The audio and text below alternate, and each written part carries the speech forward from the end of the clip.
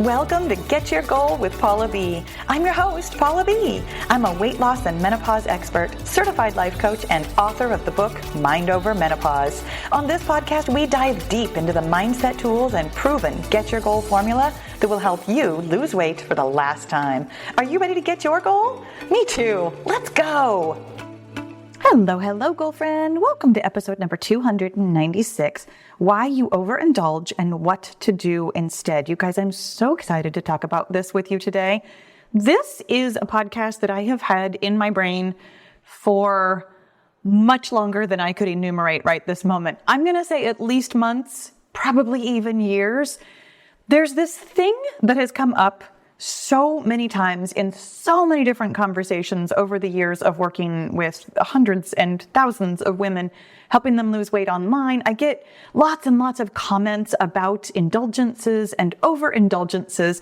And for whatever reason, every single time that word comes up, it's always in the context of a conversation where I, as the coach, have bigger fish to fry when I'm answering a question. Like, you'll use the word indulgence or overindulgence with me, and in the context of the question you're asking, even though I desperately want to parse out that word and have today's conversation with you, you're asking me a different question. And I think it's because we all have this notion that indulgence or overindulgence is an actual, standardized thing. That, oh yes, some foods are an indulgence, and when you eat those foods, it's an overindulgence. And I would really like to talk with you about that. So today's podcast, I want to be really clear because it could go a couple of different ways. And so I really want to narrow in exactly what we're talking about and how we're talking about it. I am picking apart the word indulgence for you and talking about why you overindulge and what to do instead, because I have some really, I think, mind-blowing advice for you. So first of all, let me cover that the word indulge or indulgence, we all tend to use it regarding specific kinds of foods, meaning like foods that are like rich or buttery or sugary or junk type foods or things that we don't eat very often. And we tend to use the word as though that automatically makes it, I'm just going to say, bad or fattening.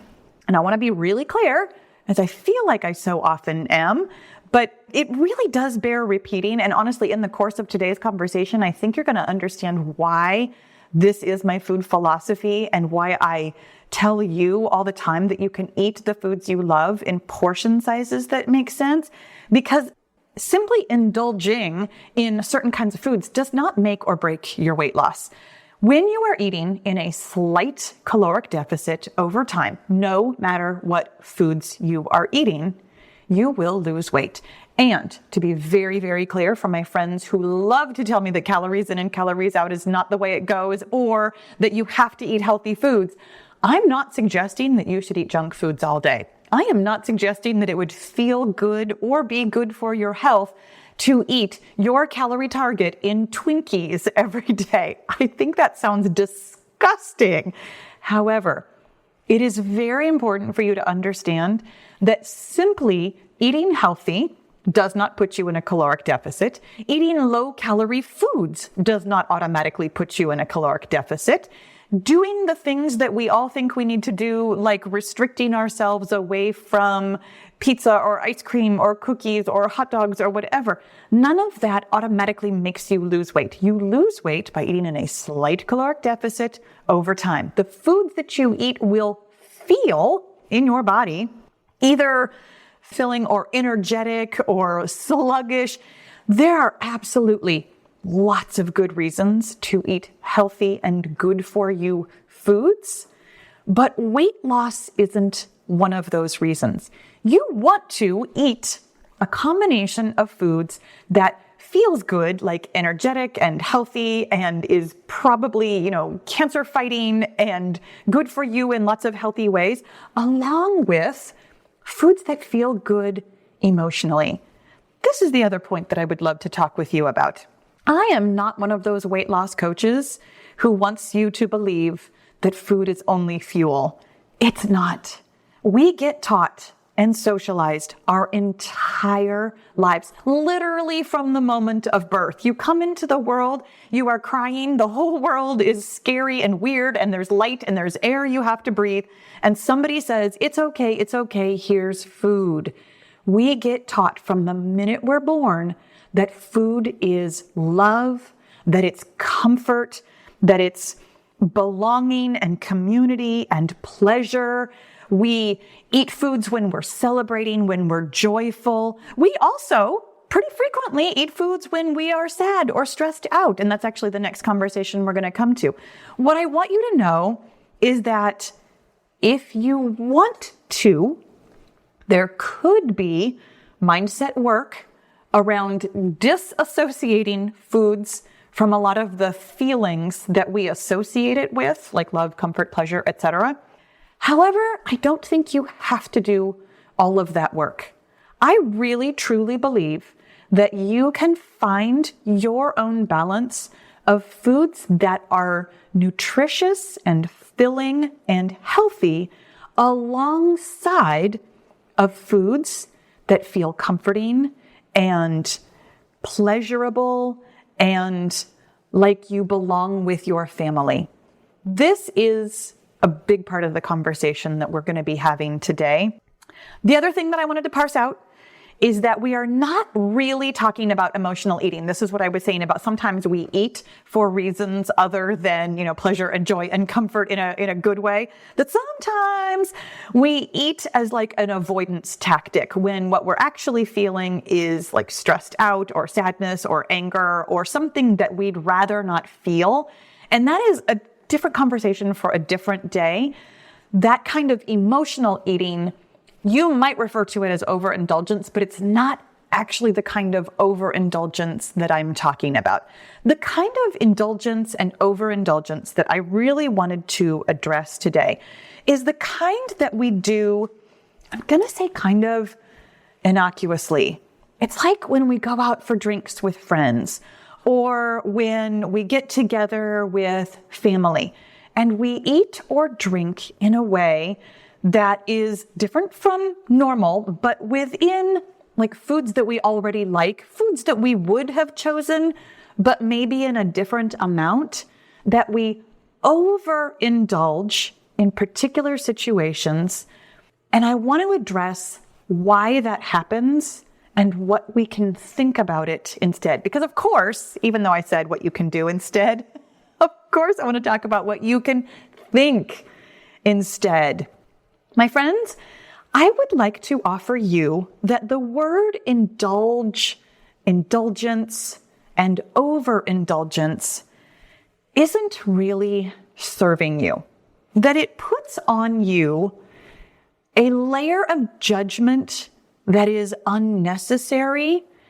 And really specifically, coming back to where we started with, if you are eating within your caloric deficit, that no matter what kinds of foods you're eating, even if they are quote unquote indulgent foods, sugary, buttery, savory, alcoholic, whatever it is that you might think of as indulgent, that word really doesn't serve you because there is this implied idea that it is the food that will either get you to your weight loss goal or not. And that there's something, I'm going to say inherently wrong. This is that judgment layer that when you eat those foods, that you are somehow sabotaging your weight loss goal. And I want to be really, really clear that the science is on my side here, that eating in your caloric deficit, no matter what the food, you can still lose weight over time. It's not one food, one time, or even once in a while, no matter what kind of nutritive dense or lacking in nutrition that particular food is, it does not affect your ability to lose weight. Oh my gosh, I could go on about this forever, and I'm really going to rein myself in here because it's not the point of what I'm saying. So let me move to the overindulgence. The reason we would eat a food that we think of as indulgent more than we mean to is really the point of what I want to talk about today. Coming back to this idea that sometimes we eat to seek the feeling of love or community or belonging or comfort or pleasure or celebration or joy. We seek those feelings from food because we haven't, I'm going to say taken the time, but it's not really time. We haven't maybe taken the effort or possibly even thought about creating those feelings for ourselves away from food. When I was younger, and not even really that much younger, I was trying to decide what kind of a time frame I wanted to put this in. I've been doing this work on my own overindulgence. And really, I've been doing work on my own overindulgences in all of the ways that we mentioned today, thinking about foods as being good or bad or fattening or, worthy of weight loss, thinking about, well, not even thinking about, but like eating foods for reasons other than hunger because of trying to get away from what I would consider negative emotions, things like stress or sadness or anger or whatever. But specifically the overindulgence of foods that I'm willing to eat, long since having gotten past the, okay, a cookie or even 2 cookies or 3 cookies or 10 cookies in and of itself is not going to stop me from either losing weight or maintaining my weight, depending on what my goal is in the moment. That it's not the cookies in and of themselves. It's my thought process and my feelings that lead me to eat more of the cookies than I intended to. And of course, I'm going to go with cookies here. I say, of course, as though you know anything about me.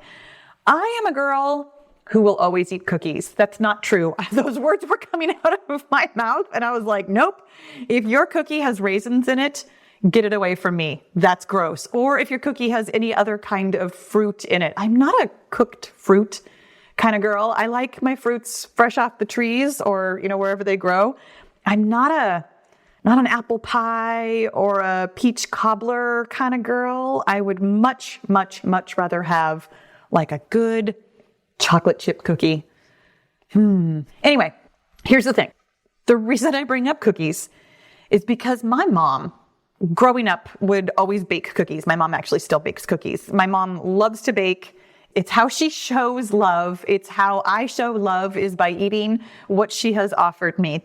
This has been part of our relationship my entire life. There's other aspects of it, of course, but the one that I really want to illuminate for you here today is that I would find myself very frequently when my mom would bake cookies and they would be around, that I would eat more of them than I intended to. I got to the point, like I said, where I didn't think that I was eating from stress or anger or sadness or other kinds of like avoidance techniques. And I didn't think that I was eating something bad. I had really long since peeled off all those layers of judgment. But I was still overeating, overindulging in this particular way. And it was very confusing for me.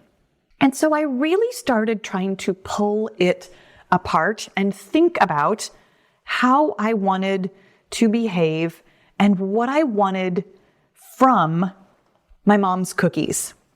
And what I realized when I was overindulging in the cookies is that I wanted to feel loved from my mom, really specifically in that particular moment. And the thing that cookies cannot do, just so you know, is create a feeling for you. And in fact, even another person cannot create a feeling for you. A feeling of love is always going to come from inside you.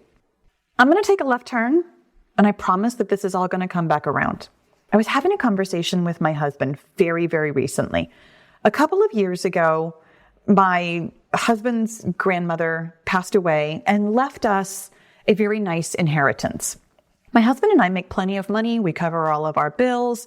We're living a comfortable lifestyle. And we both decided mutually that there was a couple of outstanding things that we wanted to pay off to be more or less debt-free. We actually still make payments on our house, but everything else we now own. And we were both really happy to simply put the money into an investment fund and really just kind of pretend like we didn't have it. It's been lovely. I really haven't thought about the money very often, except when I, log in and take a look at how in the past couple of years, I don't know if you have investments, but I feel like you probably know that the economy is not great right now. So investments over the past couple of years, some of them I'm sure have made people lots of money. There's always people making money. There's always people losing money. That is how money works. But the particular investment that we have made, it's not yielding a whole lot. We also haven't lost a whole lot. There were definitely times over the past couple of years where we were down pretty significantly, but overall, we're pretty much maintaining-ish. And so I got a call from my broker just a couple days ago where he was asking me about reallocating and was offering me some advice about, hey, here's what's going on with the market right now. Here's what you might do. Your strategy is long-term, so looking at it this way, blah, blah, blah. Anyway, so I had a conversation with my husband about what would you like to do? Does this make sense in your mind? What should I say? Yes or no? I mean, we were just kind of hashing it out. And my husband was just really unhappy with the investment. And he was kind of complaining. I'm not throwing him under the bus, except that I am. Sorry, honey, except that my husband doesn't listen to the podcast. But I was kind of just listening to him, and he was just complaining about how, we're not really making any money off of it, and it doesn't really seem like it's worth it, and it's kind of frustrating, and if we had done X, Y, or Z, that maybe it would have turned out better, and just all this stuff. And I was like, it was early in the morning, and I was not in the mood to be life coaching him, let's be honest. And I was like, do you want to do this thing or not? Like, are you just complaining, or do you have a plan? And he's like, no, I guess I'm just kind of complaining. So we reiterated that this is a long-term strategy, that we don't want or need any of this money right this minute, that both of us have agreed that this money truly is very likely going to be passed down to our kids someday. That we are not trying to make money off of it for our retirement or to, buy something or do anything with it, that it really is a very long-term investment that I personally have no need at all to, double or triple our money.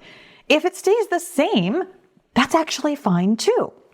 So after we had kind of gone over this and I had really turned it around in my mind, like what I wanted from that money and why it felt so easy to feel that way, I realized just how related this is to overindulgence. Bear with me while I draw some lines between these stories. I don't need the money that we have invested to grow. I don't need it to be anything other than what it is, because I feel perfectly sufficient with the other money that we have.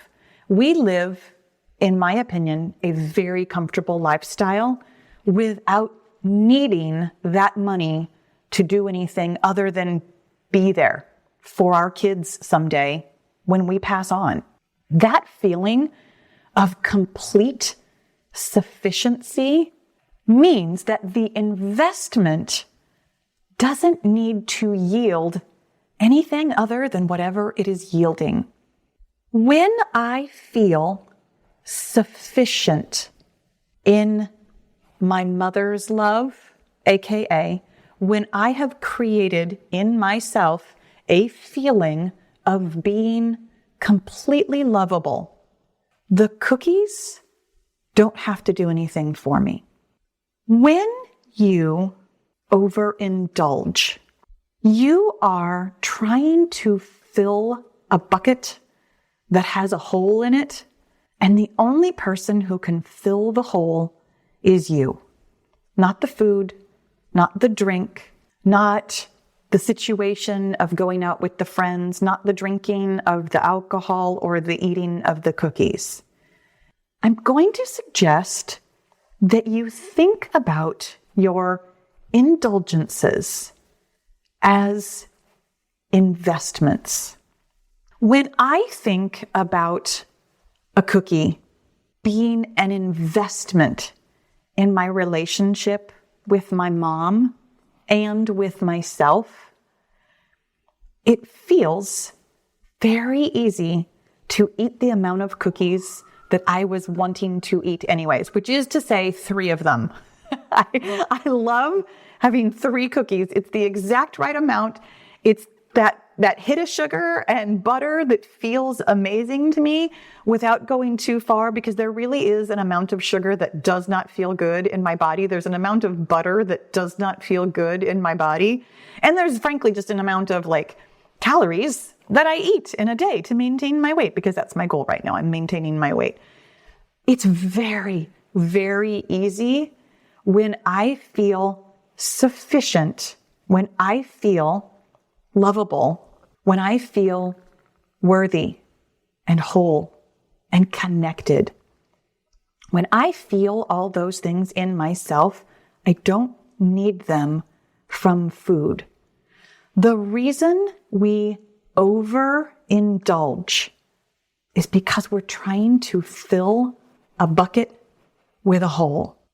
When you consider eating out with friends, drinking, doing things that you would consider indulgent, if you call those investments, you are investing in those relationships. You are investing in yourself. You deserve the investment of pleasure. You deserve the investment of love, of joy, of celebration, of belonging, of comfort.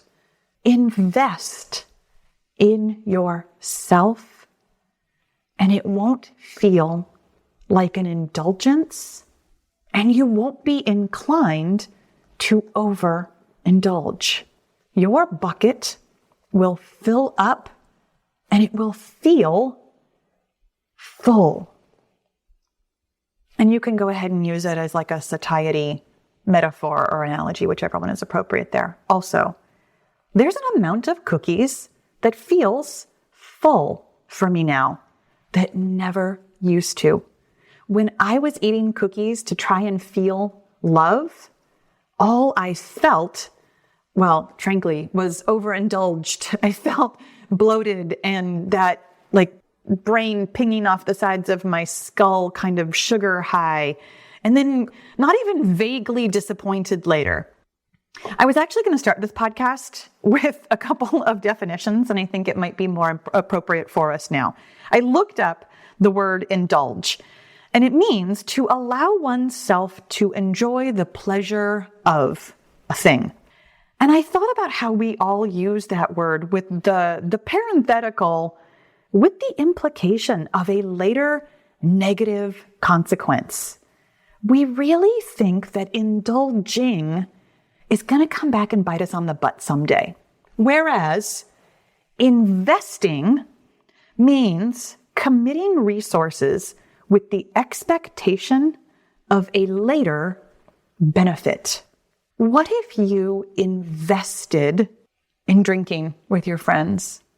What if you invested in eating cookies with your mom? What if you invested in your own pleasure because it fills you up? You deserve pleasure, community, joy, and love. And you don't get those things from food or drink. You get them from yourself. You invest in yourself in order to not overindulge. I really hope that this was helpful for you today. Thank you so much for listening. I'll talk to you again soon. Thanks for listening. Be sure to leave a rating and review so other women of a certain age can stop struggling with the scale and start loving their menopausal bodies. And if you're ready to change your mindset while you're changing your weight, then it's time to get into the Get Your Goal Mastermind group, where you'll find my proven success formula, answers to your questions, expert coaching, and the community support you've been looking for. You don't need to lose weight alone when you can have fun and level up your mindset with friends. With weekly coaching calls, live journaling classes, and access to the tools and strategies I've used to help thousands of women lose weight for the last time, the Get Your Goal group is the place for you to get your goal. Learn more about group membership at www.getyourgoal.com. And I'll see you inside the group.